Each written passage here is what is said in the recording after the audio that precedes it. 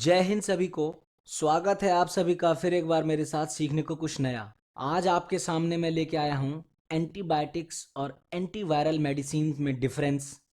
Antibiotics क्या होते हैं, उन्हें लेना चाहिए या नहीं लेना चाहिए, उनकी कितनी मात्रा लेनी चाहिए, कितना डोज लेना चाहिए, कब क्या कैसे, इन सब चीज़ों के बारे में जानने की कोशिश करेंगे। तो देखिए, एंटीबायोटिक्स क्या हैं? These are the medicine that help stop infections caused by bacteria. Antibiotic वो दवाइयाँ होती हैं जो बैक्टीरिया द्वारा होने वाले इन्फेक्शन को रोकने का काम करती हैं। ये क्या कैसे करती हैं? ये या तो बैक्टीरिया को मार देंगी या फिर उनको प्रजनन करने से, मतलब एक से दो, दो से चार होने से रोकेंगी। ये एंटीबायोटिक का मतलब क्या है? Against life. मतलब कोई भी ऐसा ड्रग जो जर्म्स को आपकी बॉडी में मारता हो, उसे बढ़ने ना देता हो, दैट इज एंटीबायोटिक। और एंटीबायोटिक का आविष्कार किसने किया? अलेक्जेंडर फ्लेमिंग ने किया।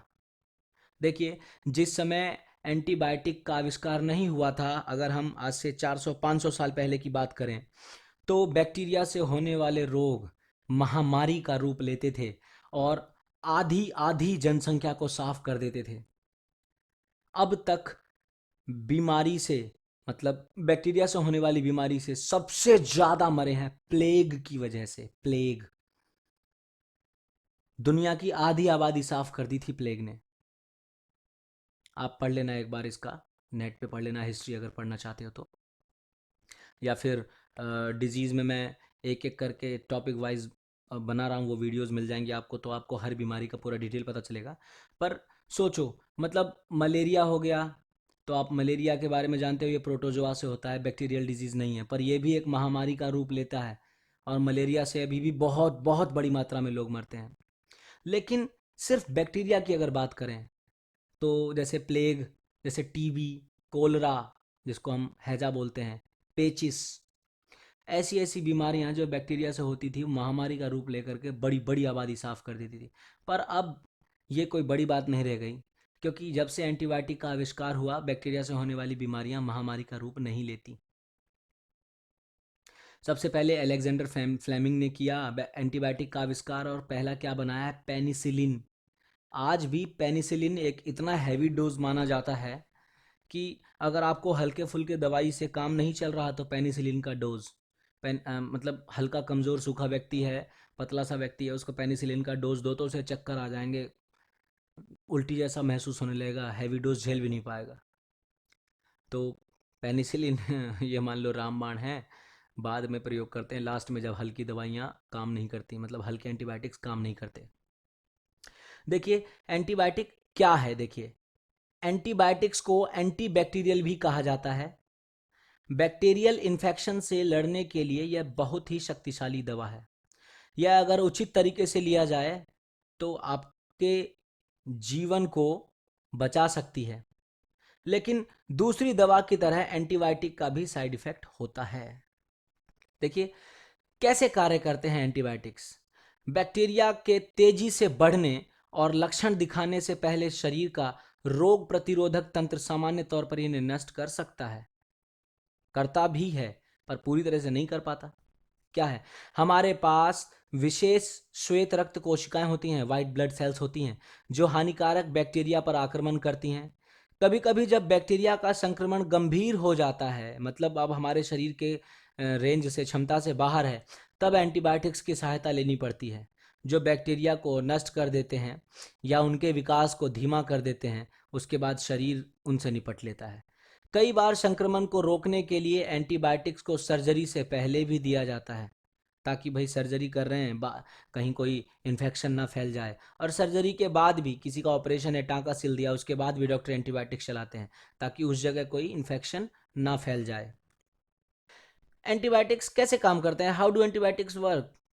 देर are different type of antibiotics, बहुत अलग अलग तरीके के हैं, जो कि एक या दो अलग अलग, मतलब कई तरीकों से काम करते हैं। क्या है? ए बैक्टेरिसिडल एंटीबायोटिक। बैक्टेरिसिडल, देखो दो हैं, बैक्टेरिसिडल और बैक्टीरियोस्टैटिक। बैक्टेरिसिडल और बैक्टीरियोस्टैटिक दोनों के बारे में समझो। बैक्टेरिसिडल एंटीबायोटिक जैसे कि पेनिसिलिन, ये बैक्टीरिया को मार देता है।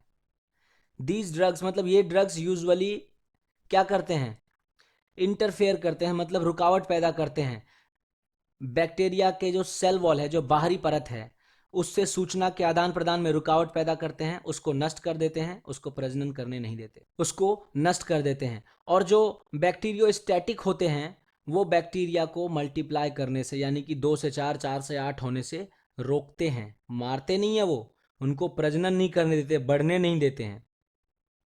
देखिए एंटीबायोटिक्स का उपयोग कैसे करना है, क्या करना है। देखिए एंटीबायोटिक्स को डॉक्टर की सलाह के बगैर ना लें। हर बीमारी के लिए अलग प्रकार के एंटीबायोटिक्स होते हैं जिसे डॉक्टर की सलाह और समझ से ही ले सकते हैं। जितनी मात्रा में और जिस समय डॉक्टर बताए उसी अनुसार एंटीबायोटिक्स लें, क्योंकि बताई गई मात्रा और समय का ध्यान न रखना नुकसान पहुंचा सकता है। डॉक्टर जितने समय के लिए एंटीबायोटिक कोर्स करने की सलाह दे उसे अवश्य पूरा करें। तबीयत ठीक लगने पर बीच में ही इसका सेवन बंद ना कर दें, क्योंकि अगर आप उपचार तुरंत बंद कर देंगे तो कुछ बैक्टीरिया जीवित बच जाएंगे और आपको पुनः संक्रमित कर देंगे। हर इंसान के शरीर के मुताबिक अलग एंटीबायोटिक्स लाभ देते हैं, इसीलिए किसी दूसरे व्यक्ति को दिए गए एंटीबायोटिक्स का सेवन कतई ना करें। इन्हें खाना खाने से 1 घंटा पहले या 2 घंटे बाद में लेना चाहिए।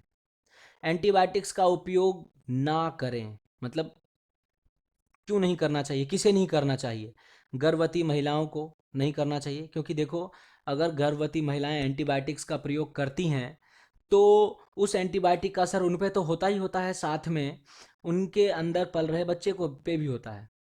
तो अब अंदर पल रहे बच्चे को तो फ्री फंड में एंटीबायोटिक्स का असर हो रहा है, उससे क्या होगा, उसका शरीर एंटीबायोटिक्स के खिलाफ प्रतिरोध पैदा कर लेगा।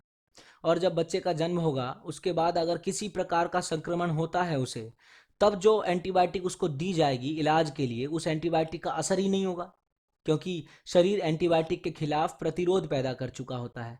और फिर क्या होगा, मौत। मतलब जब एंटीबायोटिक असर ही नहीं करेगा तो बैक्टीरिया अपना काम करते रहेंगे, मौत। इसीलिए भारत में नवजात शिशुओं में 26% मोर्टेलिटी रेट यानी कि मृत्यु दर होता है। वो किस कारण की वजह से है, मतलब जो मोर्टेलिटी रेट है, मतलब नवजात शिशुओं की जो मृत्यु होती है उसमें से 26% जो है वो इस वजह से होता है क्योंकि उन पर एंटीबायोटिक्स का असर होता ही नहीं, क्योंकि वो एंटीबायोटिक्स के खिलाफ प्रतिरोध पैदा हो चुका होता है उनके शरीर में। माँ ने इतना सेवन किया होता है कि बच्चे के अंदर प्रतिरोध पैदा हो चुका होता है। स्तनपान कराने वाली महिलाओं को भी एंटीबायोटिक्स का प्रयोग नहीं करना चाहिए, ना के बराबर, जब तक बहुत इमरजेंसी ना हो। जिनकी किडनी या लीवर ठीक से काम ना कर रहे हैं उन्हें भी नहीं करना चाहिए, क्योंकि ये लोड देते हैं किडनी और लीवर पे। एंटीबायोटिक्स दूसरी दवाओं से भी रिएक्शन कर लेते हैं, इसलिए अगर आप एंटीबायोटिक्स का इस्तेमाल कर रहे हैं तो दूसरी दवाओं का इस्तेमाल ना करें। देखिए अलेक्जेंडर फ्लेमिंग ने क्या कहा, नोबल नोबल प्राइज लेते समय अपने भाषण में क्या कहा था 1945 में। उसने कहा कि then there is the danger that the ignorant man may easily underdose himself and by exposing his microbes to non-lethal quantities of drug making them resistant।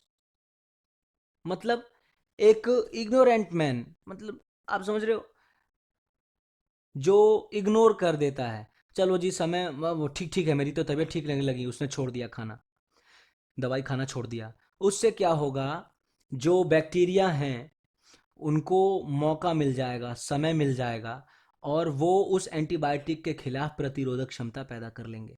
उसके बाद फिर आप जब एंटीबायोटिक लोगे भी तो फिर उसका असर नहीं पड़ेगा। इसका उदाहरण टीबी के मरीजों में देखने को मिल सकता है, क्योंकि टीबी के मरीज में क्या होता है, उनको मल्टी ड्रग थेरेपी देनी पड़ती है, एक से अधिक दवाई एंटीबायोटिक्स का प्रयोग करना पड़ता है और पूरे 1 साल तक या हो सकता है उससे ज़्यादा तक भी दवाई का डोज चले। और अगर आपने बीच में दवाई छोड़ दी, 2 दिन भी मिस कर दिया, तो आपको दवाई का डोज यानी कि वो पूरे साल नया दोबारा से चलाना पड़ेगा, क्योंकि बैक्टीरिया प्रतिरोध पैदा कर लेते हैं, फिर उस दवाई का असर खत्म हो जाता है। समझे। एज द मैन, देखो क्या, as the man who discovered the first antibiotic almost 70 years ago predicted, drug resistance is starting to become commonplace. मतलब जिसने 70 साल पहले एंटीबायोटिक की खोज की उसने पहली भविष्यवाणी कर दी कि इस एंटीबायोटिक का प्रतिरोध बनने लगेगा, मनुष्यों में भी और बैक्टीरियाओं में भी। मनुष्य प्रतिरोध बनाएंगे तो फिर उन पर एंटीबायोटिक असर ही नहीं करेगा, बैक्टीरिया मौज काटेंगे, फिर से मारते रहेंगे।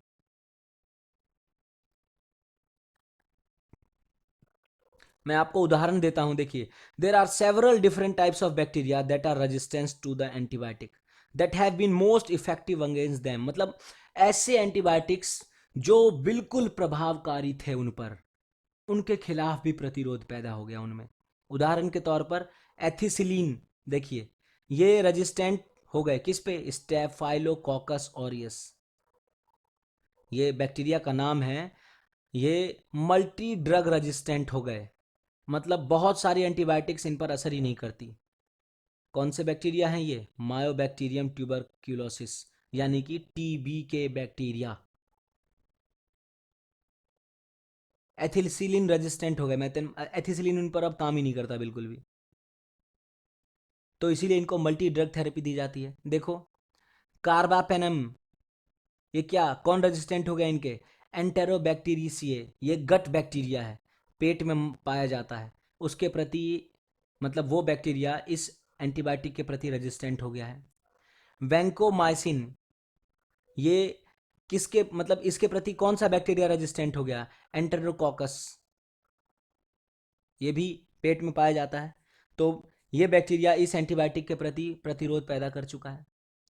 तो अगर इनमें से कोई सा भी बैक्टीरिया इन्फेक्शन करता है आपके शरीर में, किसी के भी शरीर में, तो ये बहुत मुश्किल हो जाएगा, असंभव तो नहीं पर बहुत मुश्किल हो जाएगा उसका इलाज करना।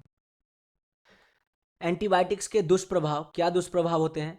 सर्वाधिक गंभीर संक्रमण के लिए जो क्लिडामाइसिन एंटीबायोटिक दवा ली जाती है, आमतौर पर उसके दुष्प्रभाव अधिक दिखाई देते हैं।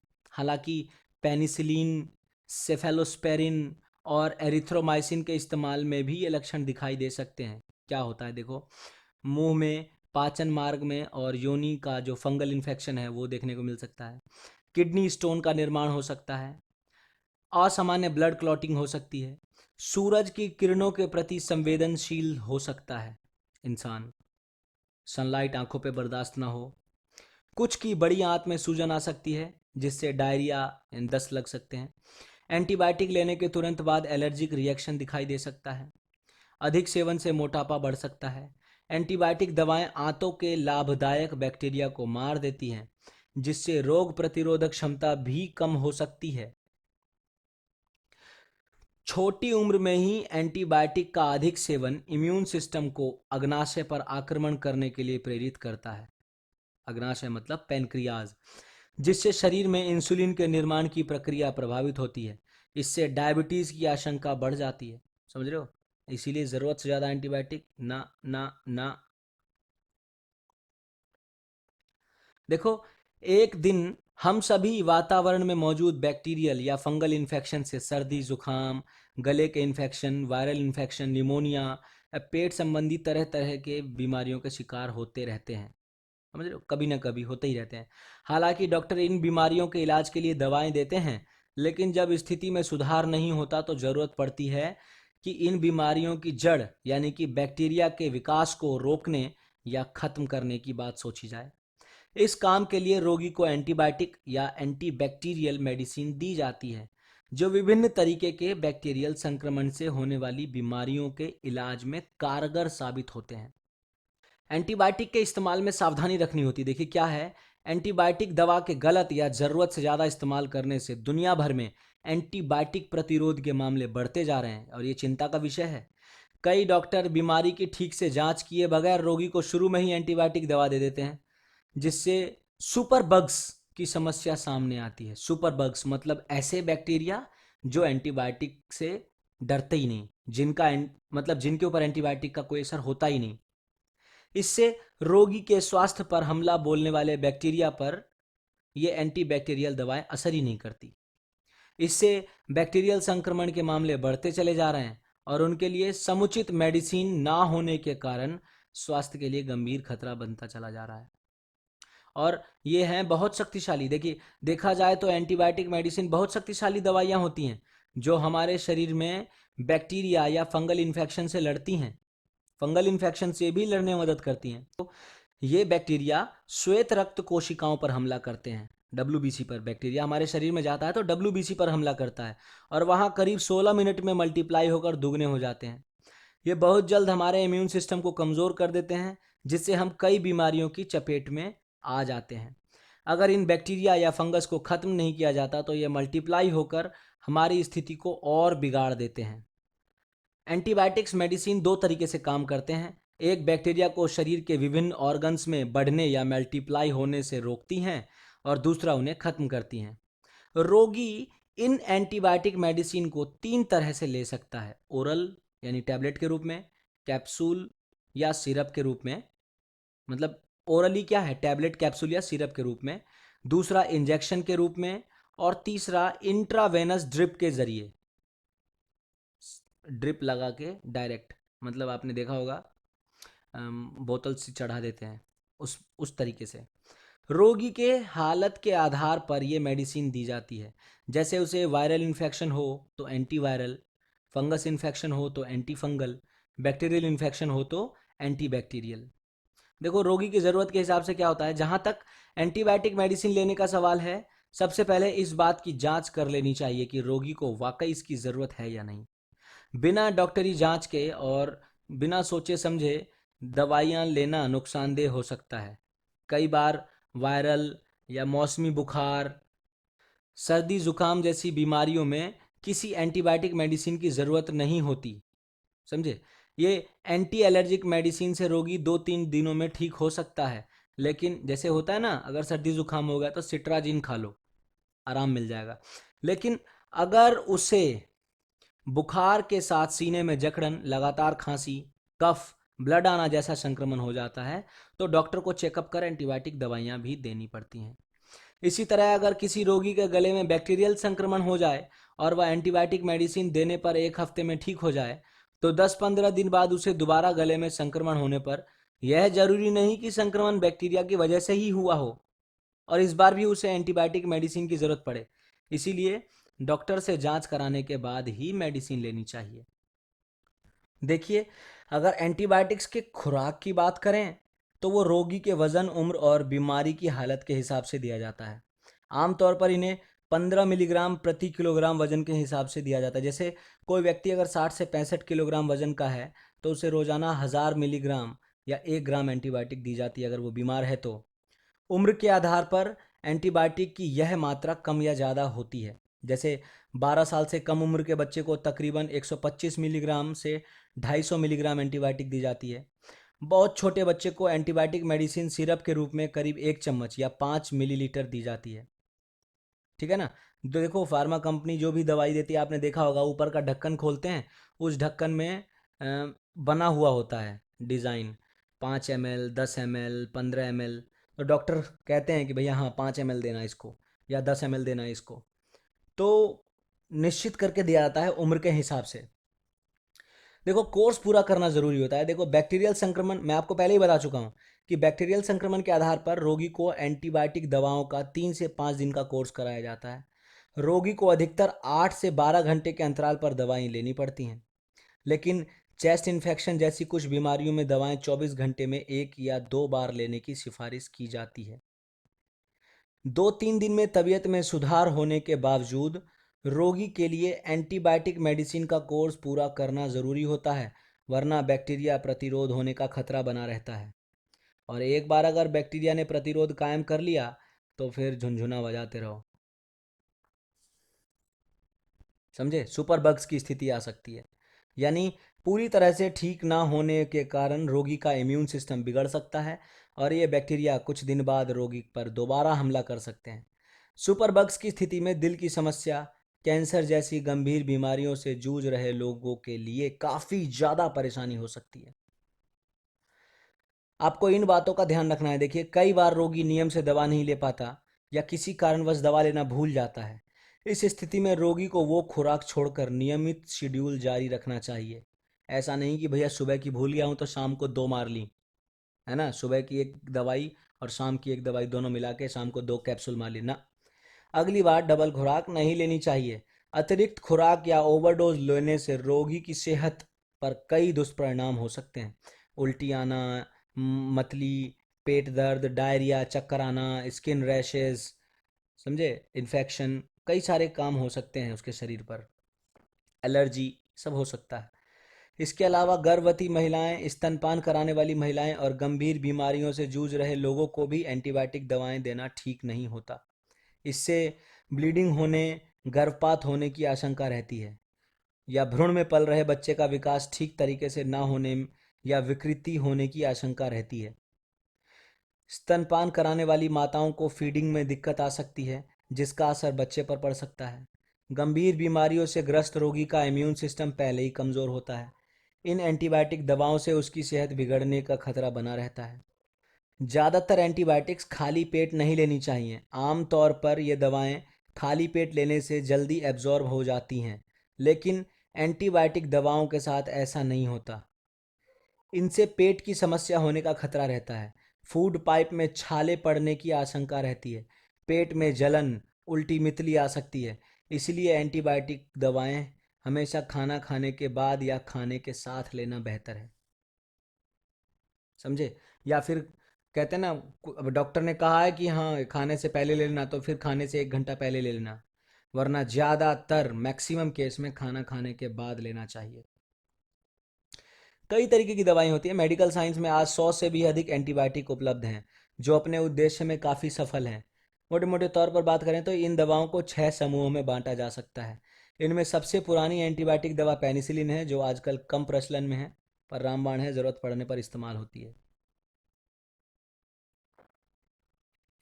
पेनिसिलिन, जिसके आपको रूप मिलेंगे एम्पिसिलिन और एमॉक्सिसिलिन, ये त्वचा, चेस्ट, यूरिनरी इन्फेक्शन आदि में काम आते हैं।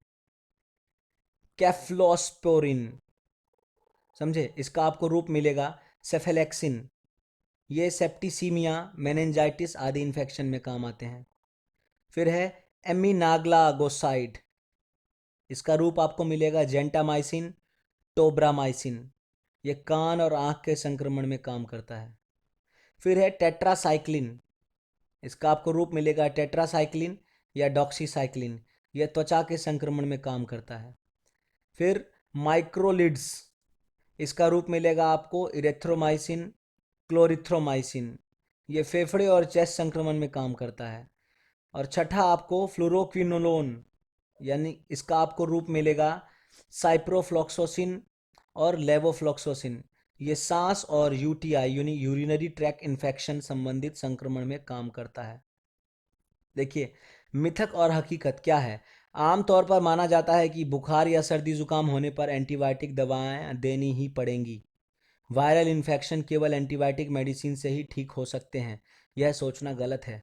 70% मामलों में ये दूसरी दवाओं से ठीक हो जाते हैं। और वायरल इन्फेक्शन में एंटीबायोटिक का क्या मतलब? एंटीबायोटिक दवाएं लेने से पेट खराब हो जाता है और किडनी पर असर पड़ता है। हर बीमारी के लिए अलग अलग तरह की अलग अलग मात्रा में एंटीबायोटिक दवाइयाँ दी जाती हैं। इसके साथ सावधानी पूर्वक सेवन से ऐसी कोई समस्या नहीं होती। एंटीबायोटिक दवाओं की ज़्यादा खुराक लेने से जल्दी आराम मिल जाएगा, गलत है ये। यह सोचना गलत है। इससे रोगी को कई तरीके के दुष्परिणाम झेलने पड़ सकते हैं। अब आपने एंटीबायोटिक पढ़ लिया, अब देखिए एंटीवायरल ड्रग्स। ये क्या हैं? These are class of medications use for treating viral infections. ये वायरल इन्फेक्शंस को ठीक करने के लिए बनाई गई हैं। अब देखिए, मैं आपको कुछ विशेष बात बताऊं। एंटीबायोटिक्स और एंटीवायरल में ये सबसे बड़ा अंतर है कि क्यों वायरल मेडिसिन, मतलब वायरल से होने वाली बीमारियों में एंटीबायोटिक नहीं दिया जाता। अब आप सोचिए, आपको अगर मतलब कोई ऐसा व्यक्ति है जिसको एड्स या जिसको वायरस से होने वाला हेपेटाइटिस हो गया है ना, जिसको किसी को पोलियो हो गया है, वायरस से होने वाली बीमारियां हैं, उस कंडीशन में एंटीबायोटिक क्यों नहीं देंगे? समझिए, जब कोई बैक्टीरिया हमारे शरीर में घुसता है तो वो हमारे शरीर की कोशिकाओं की नकल नहीं करता, वो अपने तरीके से काम करता है।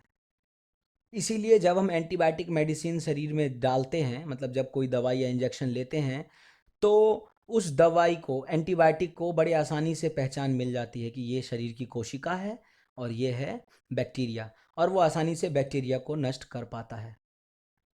लेकिन वायरस का क्या होता है?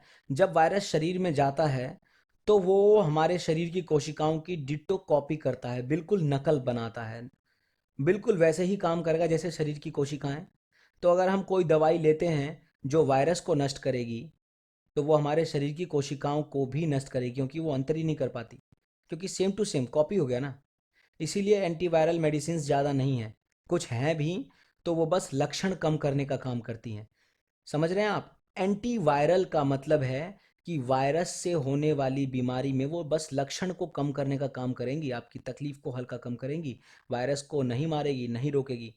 वायरस को पूर्ण रूप से हमारा इम्यून सिस्टम ही नष्ट करता है। मैं आपको बेहतरीन उदाहरण देता हूँ डेंगू फीवर का।